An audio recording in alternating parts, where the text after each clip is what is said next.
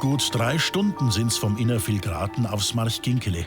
Ein Berg mit einem drolligen Namen, den der nicht mehr vergisst, der mal oben war. Denn hier zeigt sich wieder einmal, die Nebenberge sind oft die wahren Riesen.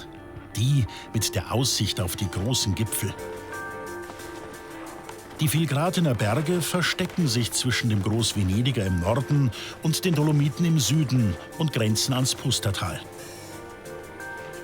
Und da steigt diese unscheinbare Graderhebung des Marchginkele auf und wirkt wie der Punkt, von dem aus das ganze Panorama entworfen wurde. An diesem Tag exklusiv für uns. Einen Bergführer, den Reporter aus München und 2 Bergbauern aus dem Tal. Einer von ihnen ist der Peintnerbauer, Peter Meyer. Mir ist das Schönste, wenn ich so auf einen Grat komme und über den Grat dahin gehe. Da denkt man nicht, da gehst du einfach so dahin und gehst und denkst nicht viel und einfach das gehen. Und mir kommt auch viel, wenn ich von da komme, wie es Tal weiter wird, wie es oben weit wird, da wird es auch innen weit. Das ist ein ganz gutes Gefühl. Ja. An einem der Tage unseres Aufenthalts, bei einem Wetter, wo man sich nach warmer Stube sehnt, hat uns der Meyer Peter mitgenommen. Zu der seit Großvaters Zeiten existierenden Hütte in einem der Almdörfer, die hier entstanden, als es im Tal zu wenig zum Überleben gab. Die Oberstaller Alm. Oft schon eine Spielfilmkulisse, aber die Bergbauernkultur lebt. Wir waren 5 Brüder und das waren überall viele Kinder. Haben wir da rumgespielt und rumgehaust, bis Nacht war und dann sind wir liegen gegangen und in der Früh ist wieder losgegangen.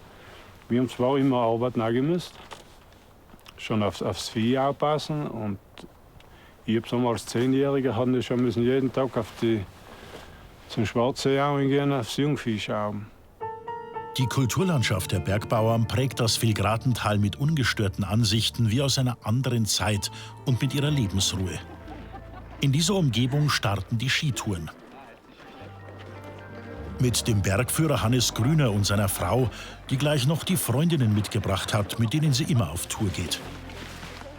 Der Weg zu unserem heutigen Ziel, dem Roten Ginkele, streift wieder ein Bilderbuchdorf. Die Karmelisenalm, die einst im Sommer von den Familien aus dem Tal mit Kind und Kegel bevölkert war. Endlich erreichen wir die Sonne. So, Maria, zum Wohl. Okay, Prost. Erzähl, will gut. Also redet ihr immer so, wenn ihr da so lauft? Da können wir nicht alles erzählen. Über das Wetter, über die Kinder, über die Männer, über unsere Männer. Zurzeit habe ich 3 pubertierende Kinder, die kosten mir sehr, sehr viel Nerven. Und dann flüchte in die Einsamkeit. Und da kann ich richtig abschalten und komme mit voller Elan und neuer Kraft und wieder heim. Und dann schaffe ich den Alltag wieder viel, viel leichter. Heute hat die Schneelage den Ausschlag gegeben für die Tourenwahl von Hannes Grüner, die mitten hinein in die Vilgrater Berge führt. In den weiten Hangmulden am Roten Ginkele hält sich der Pulverschnee. Und in der wohltuenden Gelassenheit des stundenlangen Gehens keimen Gedanken an die Abfahrt. Servus.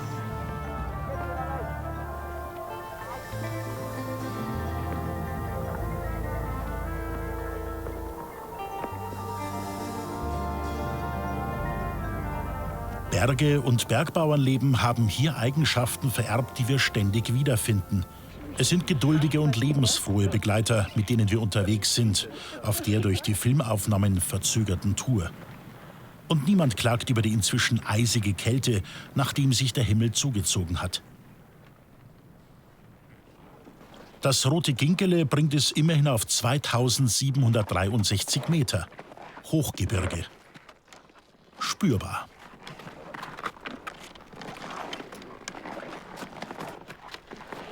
Super. Und Tag 1. Herr Geil, wie geht's euch jetzt? Gut gegangen. Gut, sehr gut. Wie oft wart ihr jetzt schon da oben? Heuer? Ja, insgesamt Nein, schon? insgesamt weiß ich gar nicht auswendig. Öfter schon, öfter. Das Öfteren. Heuer das erste Mal.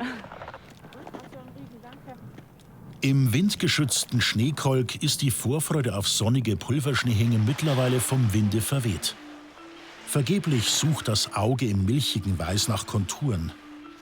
Wir folgen mehr dem Gefühl auf unserer Fahrt durch eine strukturlose weiße Weite.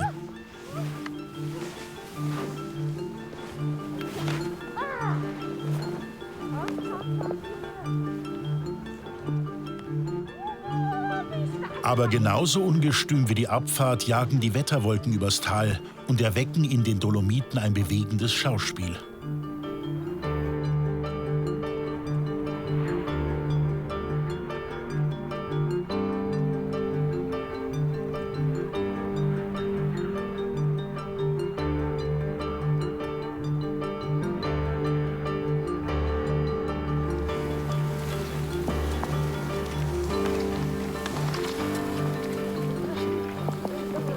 Dass die Natur und die Berge größer sind als der Mensch, dieses einfache Lebensgefühl prägt das Tal.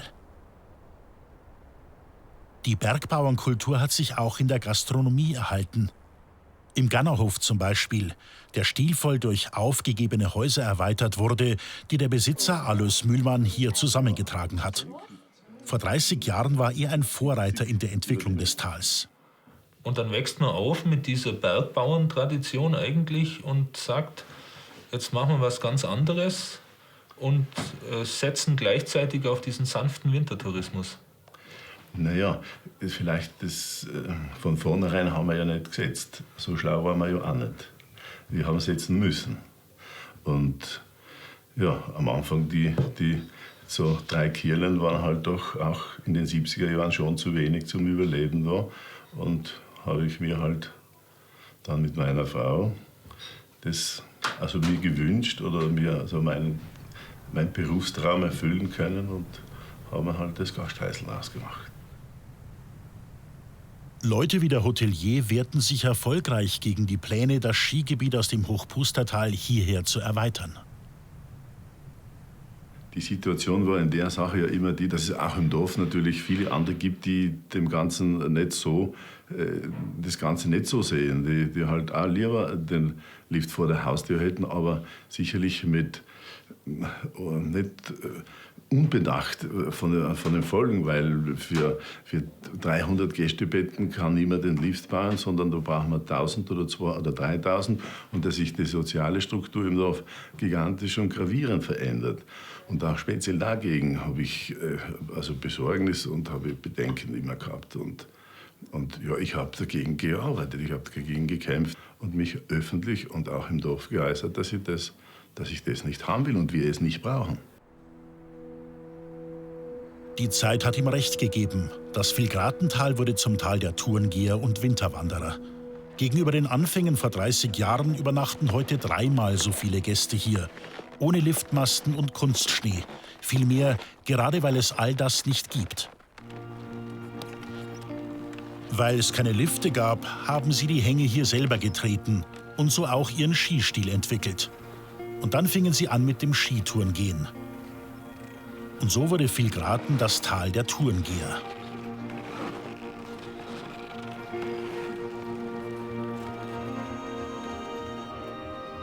Skitourengehen, das ist für sie auch ein Ausdruck, frei zu sein. Den eigenen Weg gehen, ohne dass jemand Schranken aufstellt. In dieser außergewöhnlichen Umgebung, wo sie zwischen Berg und Tal leben.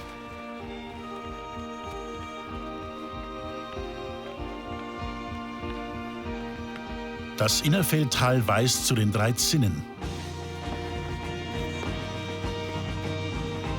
Und obwohl das Marchköpferl ein leichter Tourenberg ist, 1100 Höhenmeter über dem Tal, wird es weit und weiter um uns.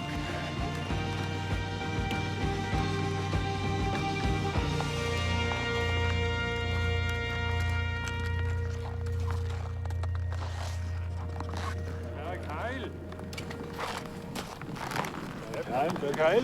Danke. Berg Heil. Dann liegt die Sechstener Sonnenuhr genau vor uns.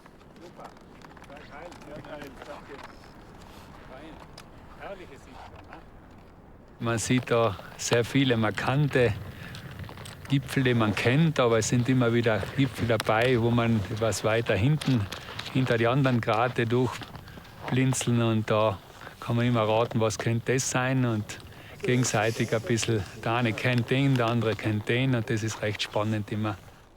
Von den Zinnen zum Zwölfer. Die Nockerl der Trofanen. Na, ist ein super Panorama. Tut man wahrscheinlich zu wenig schätzen. Was man für ein Haustier hat, ist sowieso. Ja, das stimmt, so ist es sicher recht. Ja. Was man für ein Haustier hat, tut man sowieso zu wenig schätzen. Ne?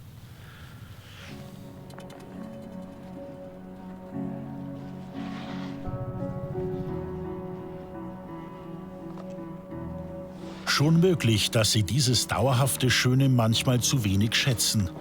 Aber sie respektieren es durch ihre Lebensweise, durch die Art, wie sie ihr Tal erhalten haben. Es ist ein Tal, das keine Attraktionen braucht, weil es selbst die Attraktion ist. Das Tal der Tourengeher.